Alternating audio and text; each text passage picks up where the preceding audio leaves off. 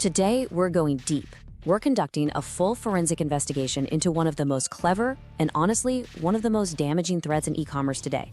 It's a system that's often called friendly fraud.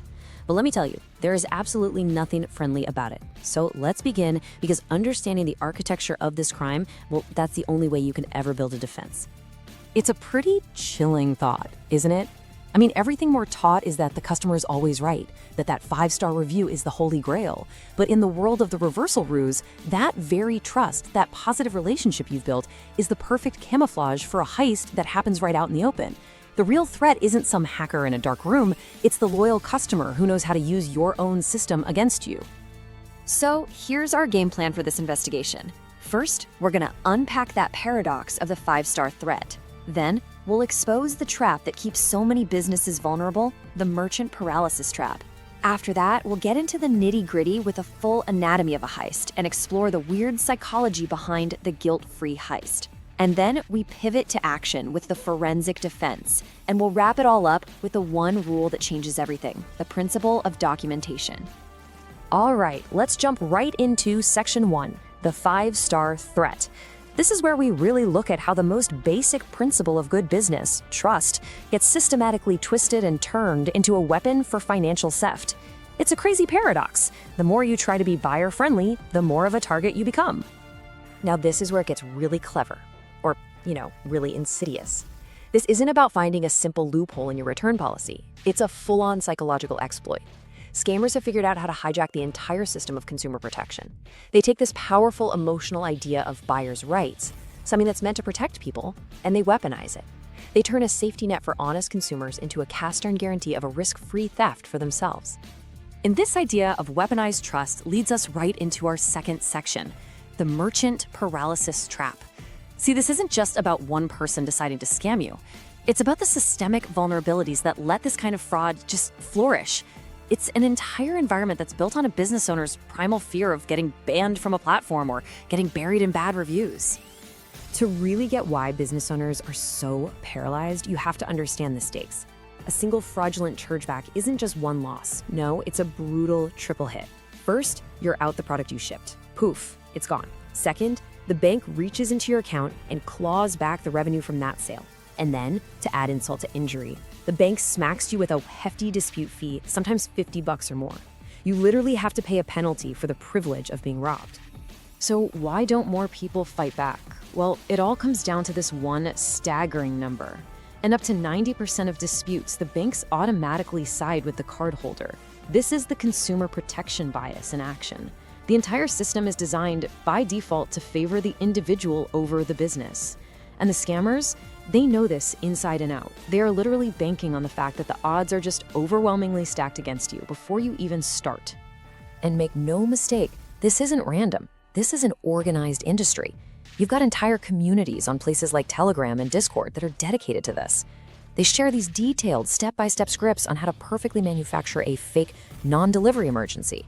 They teach each other how to weaponize fair credit laws, how to launch a dispute fee ambush to cripple a small business, and in some cases, how to get a store completely deplatformed. This is a coordinated attack. So how does this actually work, step by step? Welcome to Section 3, Anatomy of a Heist. And we're going to break this down not like it's a customer service issue, but like the cold, clinical, procedural heist that it truly is. Every single step is calculated.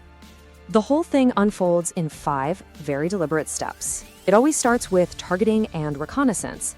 Then comes the good faith purchase to make you lower your guard. After that, the silent dispute is initiated, which leads to the automated bureaucratic extraction of the money. And for the most vulnerable targets, it can all culminate in a devastating dispute wave attack coordinated by these online communities. Let's look at that first step, reconnaissance. The scammer isn't shopping for your product, they're auditing your store for weaknesses. And this right here shows the huge disconnect. You, the merchant, you think you're just providing a smooth, frictionless checkout experience. But what they see is something called information asymmetry, a huge gap in your data. No signature confirmation, no GPS tracking on your deliveries. To them, that's not good service. That's an unlocked door. Okay, next up is the purchase itself. But here's the twist. The goal isn't to get the product. The real goal is to build a fake paper trail, to create plausible deniability. They'll act like your dream customer, They might even send you a nice little email asking about sizing. It all feels totally normal. But this good faith behavior is just another layer of the con, designed to make you trust them right before they go silent and file the dispute with their bank. So this brings us to a really important question. How do people do this without feeling like total criminals? That's what we're going to dive into in Section 4, the guilt-free heist. We are going inside the psychology that lets a person commit theft while feeling completely and totally justified. So it all boils down to this fascinating psychological trick called moral decoupling. Think about it.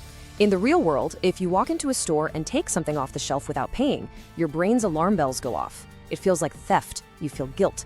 But in the digital world, clicking a refund button on an app feels completely different. It's impersonal. It just feels like you're filling out a form, like a bureaucratic process. It's not a criminal act. The brain's entire guilt circuit just gets bypassed. And this is so critical to understand. This reframes the entire problem. Your store's cybersecurity doesn't even matter here. The scammer isn't trying to break through your firewall.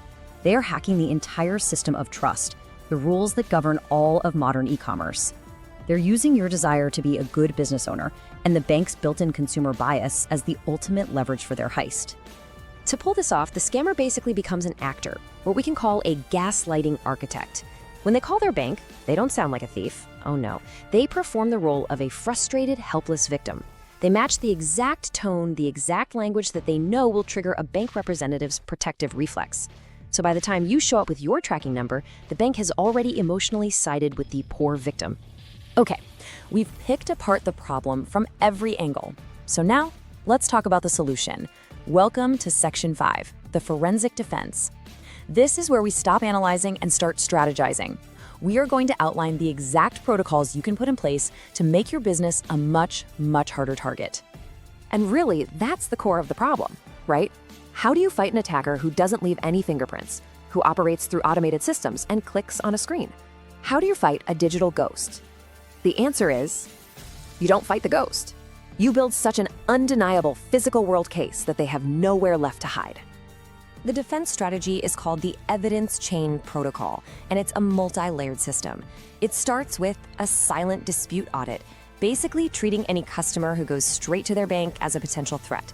You use identity shields to cross-reference their IP with their shipping address. You demand GPS-stamped delivery photos from your couriers. You adopt a zero-tolerance policy and fight every single chargeback.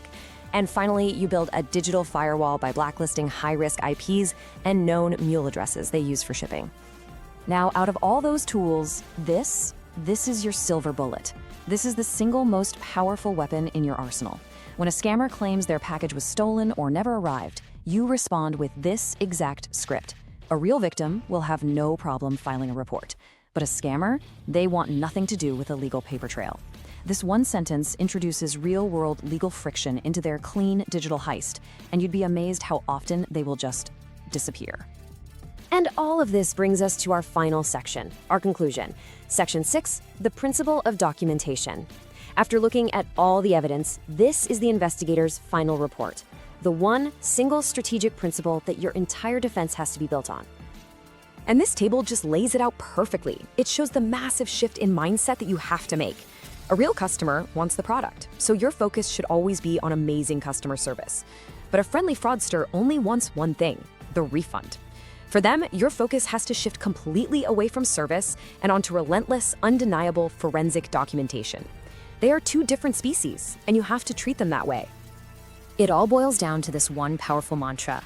Your job is not to document the promise of a delivery. Your job is to document the indisputable fact of its arrival. GPS coordinates, signatures, time-stamped delivery photos, IP addresses.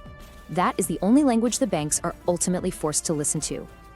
Documentation creates friction, and friction is your only real shield against this kind of theft. And so we end with this one question for you to really think about. In this world of automated systems and consumer bias, a simple claim is incredibly powerful, but forensic proof, that is absolute.